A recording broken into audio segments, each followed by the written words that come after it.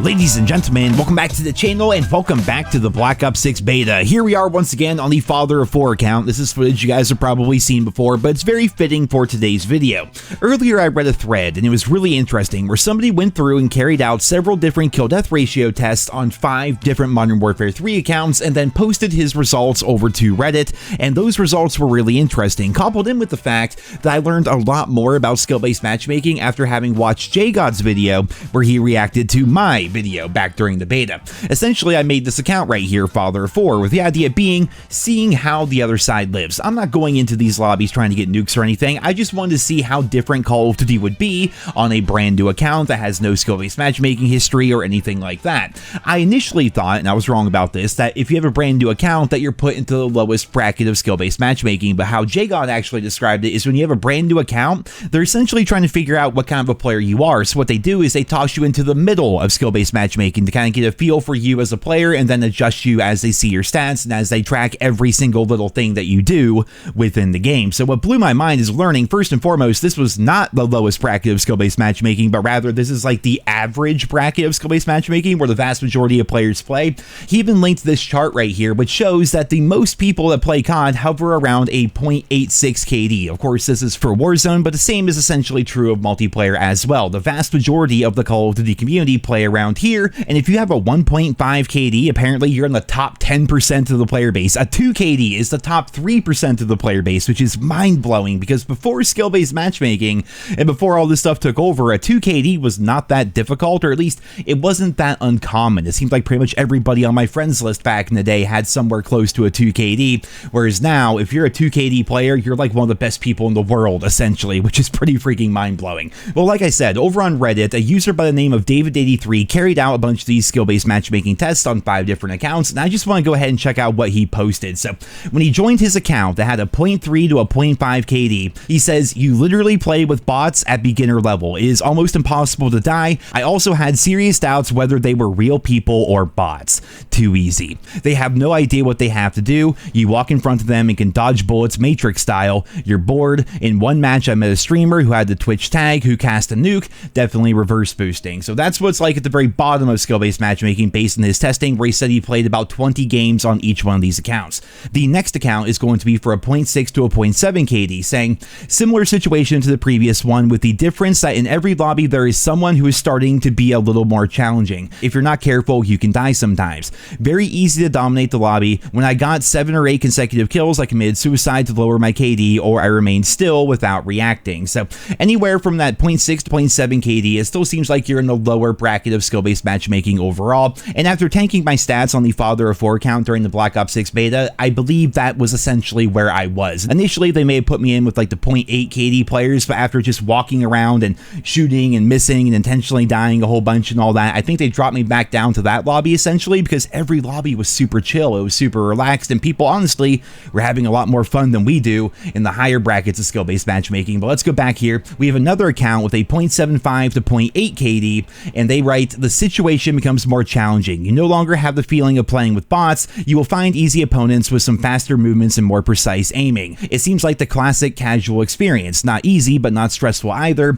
You have to put in the effort without going crazy." And then from there, the 0.85 to 0.95 KD, goodbye randomness. Everybody plays to dominate. Everybody is expert and has excellent map awareness. There are no more relaxing matches, but you have to compete at your best. I think that's the average experience for most, which makes sense given the chart that JGod linked there. That's essentially where the vast majority of the community plays. And then on his account, which was a 1.05 KD, you are literally in hell with the Lords of Sweat and Movement who seem to be playing for their lives. It's a crazy mess and many use tricks. If you're not a high level player, it's better not to get here. You won't have fun anymore. And in conclusion, many of you complain about not having easy lobbies, often read questions like, "Where are the casual players?" Surely you are an average player from 0.8 KD and up. You will never meet those type of players. They are protected in that KD range, which goes from 0.25 to 0.7. These players definitely don't come to Reddit and write the skill-based matchmaking is too aggressive and they don't have fun. The lobbies are very balanced. I thought this was really interesting, and the big thing, right, when he talked about the KD, once you're over a 1 KD, even slightly over a 1 KD, how you're kind of just in Sweatlord hell in the Call of Duty franchise, and the way he put it, if you're not a high-level player, it's better not to get here, and that's kind of my thing. Like, I was playing Modern Warfare 3, obviously, obviously, with the haunting events and everything going on with that. And I was thinking to myself, literally last night, like after I streamed, after I got my videos up and everything, I was just playing the game and I was recording, but I was playing the game, you know, and I was thinking to myself, I'm having a hard time in these lobbies. I'm not going negative, but I'm not going super positive either. Every lobby kind of feels the same. Every lobby kind of feels sweaty. And I'm thinking to myself, well, maybe I just need to knock off the rust a little bit. You know, I haven't played a lot of Modern Warfare 3 over the course of the past couple of seasons, but then it dawned on me, with skill-based matchmaking, actively trying to get better at the game is going to punish me and make my lobbies even worse than what they currently are. The better you are at the game, the less fun essentially you're going to have. The people that are actually having fun with COD are the people that aren't really that good at it. People with like a 0.6 to a 0.7 KD, those are the people that they can actually chill out and relax, as David83 mentioned in his Reddit post. I'll put a link to the full post down there in the description if you guys want to go ahead and check it out.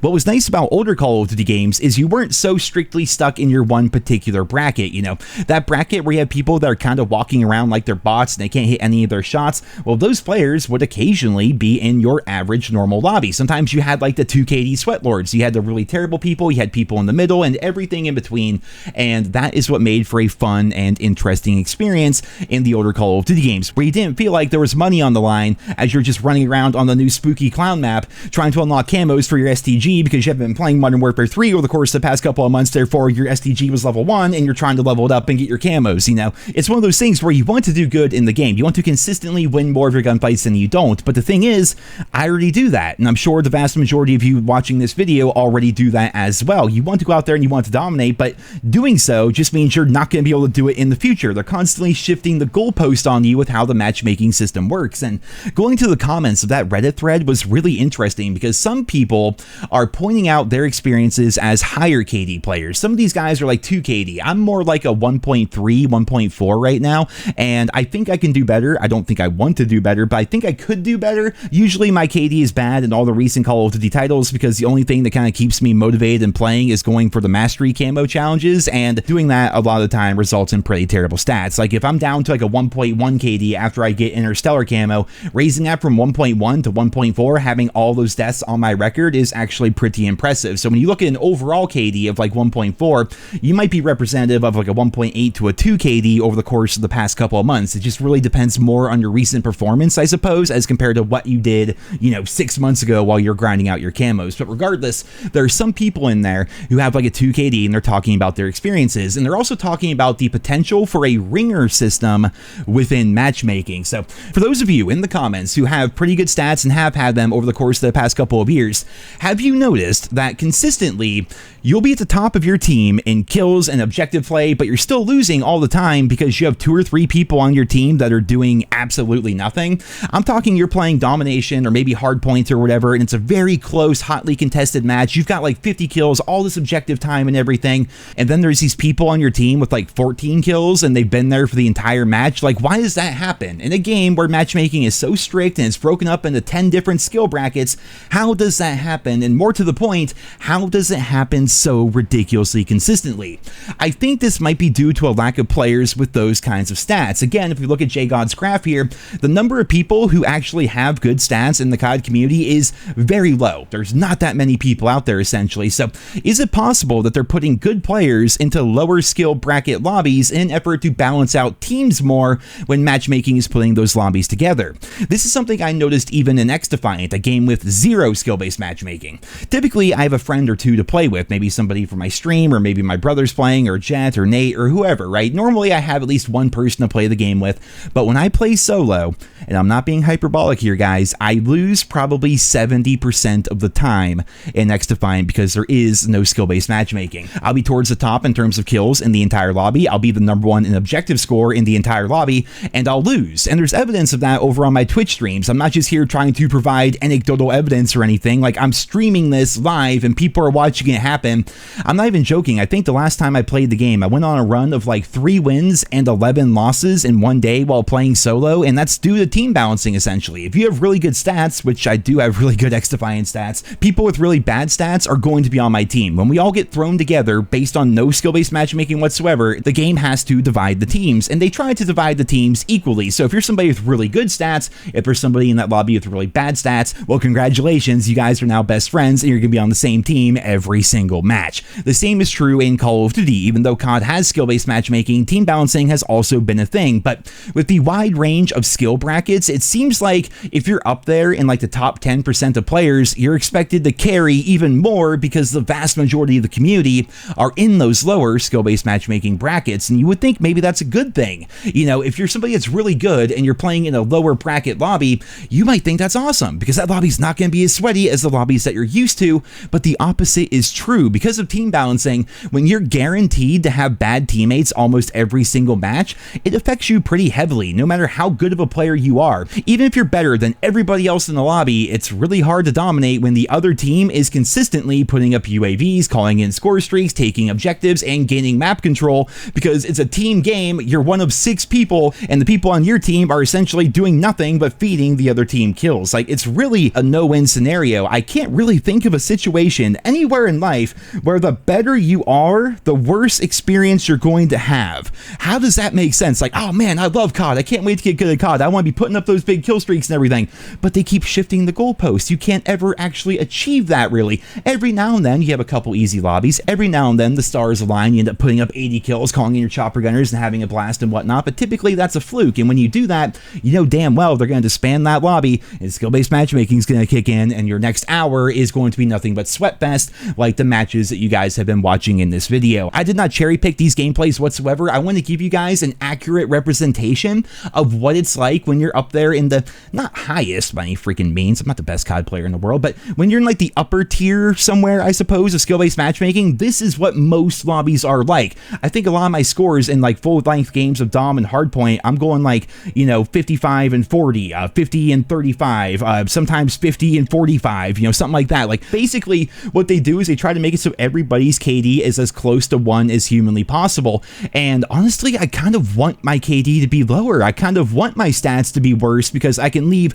this echelon of skill-based matchmaking and then go play with the rest of the community in the slightly lower, more average, more general area of skill-based matchmaking where people maybe actually have fun. But if you're actually a good player, there's always going to be an equilibrium where if you tank your stats or if you just intentionally die a bunch or whatever, eventually just by playing the game, your stats are going to get better because you're a better player and you're in the same scenario that you were before, and it just, I hate the system so much, man. It's ridiculously frustrating, and honestly, it makes COD not fun to play. Like, I still love COD fundamentally. I've been playing the game for 17 years now. It's a big part of my life. Like, over half my life now, essentially, I've been a fan of the Call of Duty franchise. I've been covering it here on YouTube for 13 years, but this matchmaking system is so borked, and the fact that, again, how many scenarios in life are you punished for getting better? It doesn't make any sense, especially in a casual playlist in a video game, dude. It's ridiculous. Ladies and gentlemen, I just wanted to rant a little bit about skill-based matchmaking here. I know you guys have never heard me talk about the subject before. We're really breaking new ground here on NerosCinema here today, but I saw that post on Reddit. Again, link to that down there in the description, and seeing how all these people are talking about matchmaking and their experiences and their stats, it sparked this entire idea in my head, and so I made this video here today. I hope you guys all enjoyed it. Leave your thoughts and feedback down there in the comments. Thank you all so much for listening, and I hope you guys all have a wonderful day.